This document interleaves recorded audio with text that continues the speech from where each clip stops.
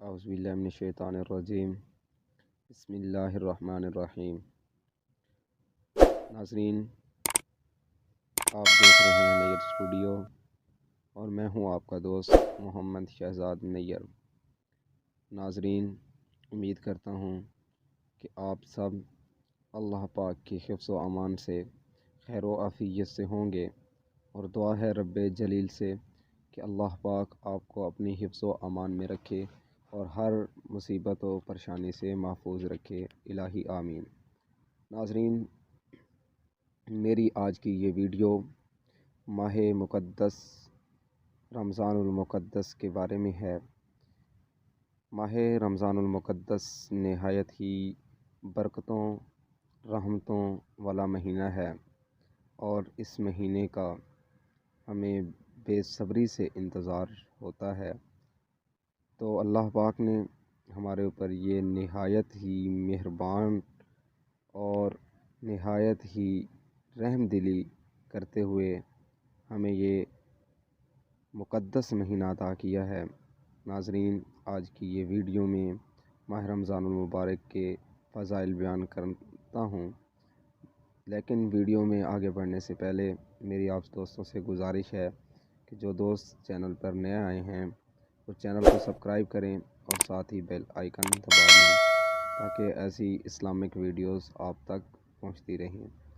ناظرین، میں آپ کو ایک بات بتانا چاہتا ہوں، ایک چھوٹی سی احادیث سے، اس کے بعد قرآن پاک کی آیات اور احادیث مبارکہ پیش کروں گا کہ ایک مرتبہ نبی کریم صلی اللہ علیہ وآلہ وسلم نے ممبر شریف پر پہلا قدم رکھا تو فرمایا آمین، جب دوسرا قدم رکھا تو فرمایا آمین، جب تیسرا قدم رکھا تو پھر بھی فرمایا آمین۔ صحابہ کرام رضوان اللہ تعالی علیہم اجمعین یہ سب منظر دیکھ رہے تھے، تو صحابہ کرام رضوان اللہ تعالی علیہم اجمعین نے آپ صلی اللہ علیہ وآلہ وسلم سے دریافت کیا، پوچھا کہ یا رسول اللہ صلی اللہ علیہ وآلہ وسلم، آج یہ کام ہم نے کوئی نیا دیکھا ہے کہ آپ نے جو قدم رکھتے گئے ممبر پر اور آمین آمین کہتے رہے، آپ نے 3 قدم ممبر مبارک پر رکھے اور ساتھ ہی آمین کہتے رہے، اس کی کیا وجہ ہے؟ تو نبی کریم صلی اللہ علیہ وآلہ وسلم نے فرمایا کہ جب میں نے اپنا پہلا قدم ممبر پر رکھا تو جبرائیل امین علیہ الصلاۃ والسلام آئے اور کہا کہ ہلاک ہو وہ شخص جس کے سامنے آپ کا نام نامی اسم گرامی محمد آئے اور وہ درود شریف نہ پڑھے صلی اللہ علیہ وآلہ وسلم۔ تو آپ صلی اللہ علیہ وسلم نے فرمایا آمین۔ دوسرے دفعہ جب میں نے قدم رکھا تو پھر جبرائیل امین نے دعا کی کہ ہلاک ہو وہ شخص جس کی زندگی میں بڑھاپے میں اس کو والدین ملیں اور وہ ان کے خدمت کر کے جنت نہ حاصل کر سکے، تو آپ صلی اللہ علیہ وسلم نے فرمایا آمین، یعنی کہ ان کی خدمت نہ کرے تو وہ شخص بھی ہلاک ہو۔ تیسرے نمبر پہ آپ صلی اللہ علیہ وسلم نے فرمایا کہ جبرائیل امین نے بد دعا کی کہ ہلاک ہو وہ شخص جس کی زندگی میں رمضان المبارک کا مقدس مہینہ آئے اور وہ اپنی مغفرت نہ کروا سکے، تو آپ صلی اللہ علیہ وسلم نے فرمایا آمین۔ ناظرین، یہاں پر قابل غور، قابل تدبر، غور و فکر کرنے کی بات یہ ہے کہ جس کی بد دعا کے لیے ہاتھ جبرائیل امین اٹھانے والے ہوں اور آمین کرنے والی ذات کوئی عام ہستی نہیں بلکہ خود نبی کریم صلی اللہ علیہ وآلہ وسلم ہوں، تو ہمارا یہ ایمان ہے کہ اس شخص کی بدبختی، اس شخص کی کمزوری، اس شخص کی ذلت اور ضلالت سے بڑھ کر کوئی بات نہیں ہے کہ جو آپ صلی اللہ علیہ وآلہ وسلم کی تاجدار مدینہ کی اس بد دعا کے مستحق بن جائیں۔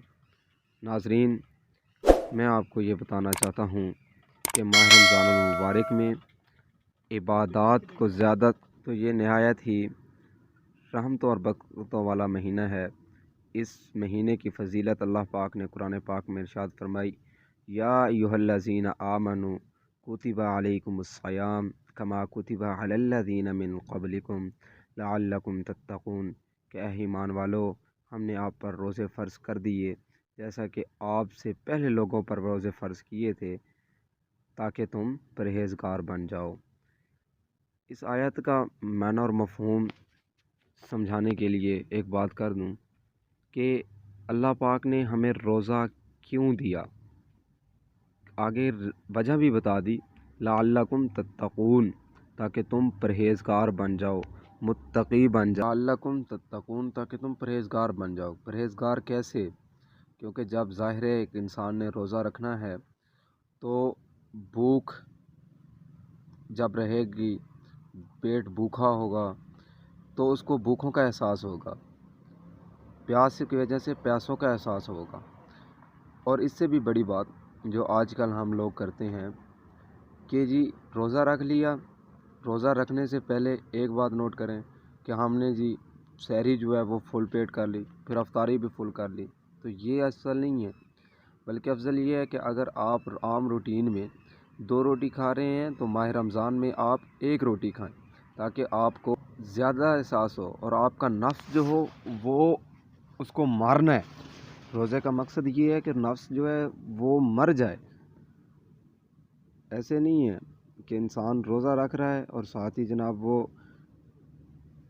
اپنی من مانی کر رہا ہے، یہ روزہ نہیں ہے۔ اس کے علاوہ دوسری بات جو قابل غور ہے کہ روزہ صرف کھانا پینا چھوڑ دینا روزہ نہیں ہے، بلکہ روزہ ہر چیز کا روزہ ہے بھائی۔ اگر روزہ ہے تو آنکھ کا بھی روزہ، اگر روزہ ہے تو زبان کا بھی روزہ۔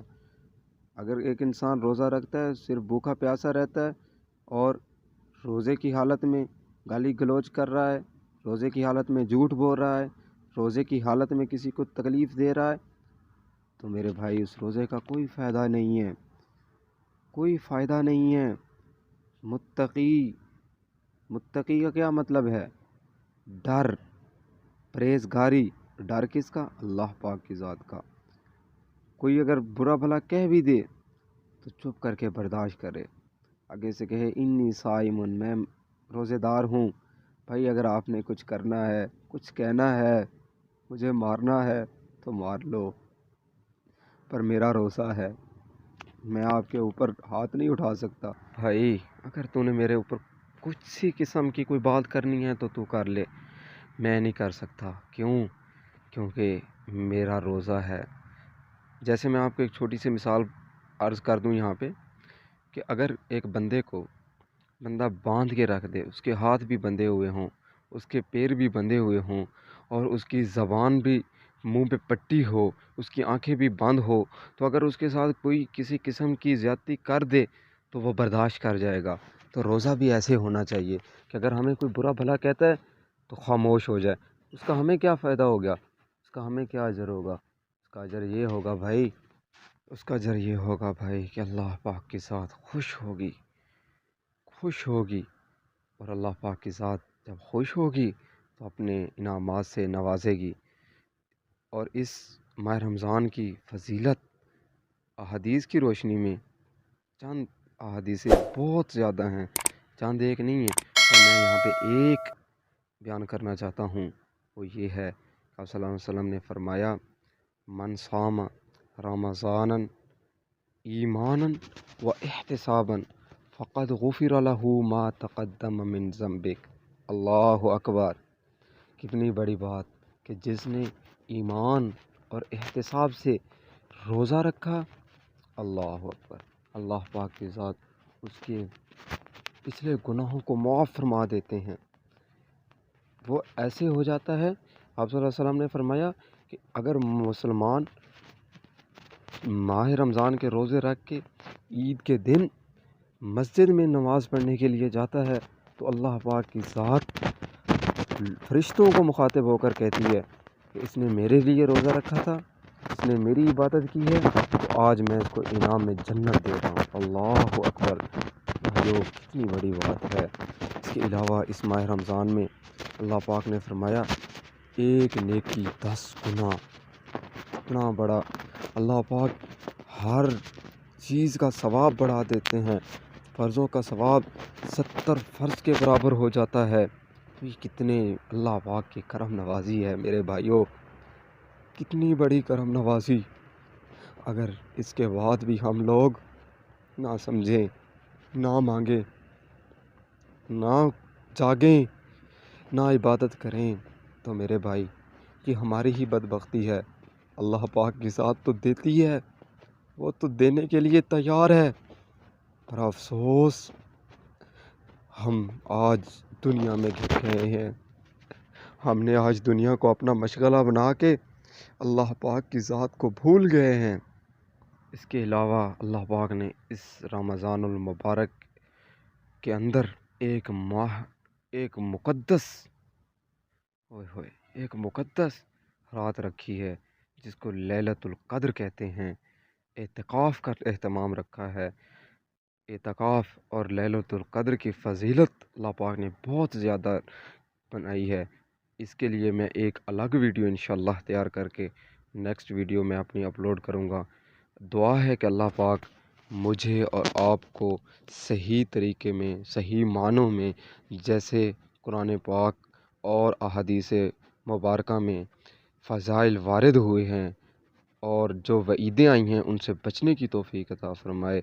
دعا ہے کہ اللہ پاک صحیح معنوں میں ہمیں دین اسلام پر چلنے کی توفیق عطا فرمائے، اور اللہ پاک مجھے اور آپ کو جو کہا اس پہ عمل کرنے کی توفیق عطا فرمائے۔ وآخر دعوانا ان الحمد للہ رب العالمین۔ انشاءاللہ ملتے ہیں ایک نئی ویڈیو کے ساتھ، تب تک دیجیے اجازت۔ آپ کا اپنا دوست حافظ محمد شہزاد نیّر۔ دیکھتے رہیے نیّر اسٹوڈیو۔ اللہ حافظ، فی امان اللہ۔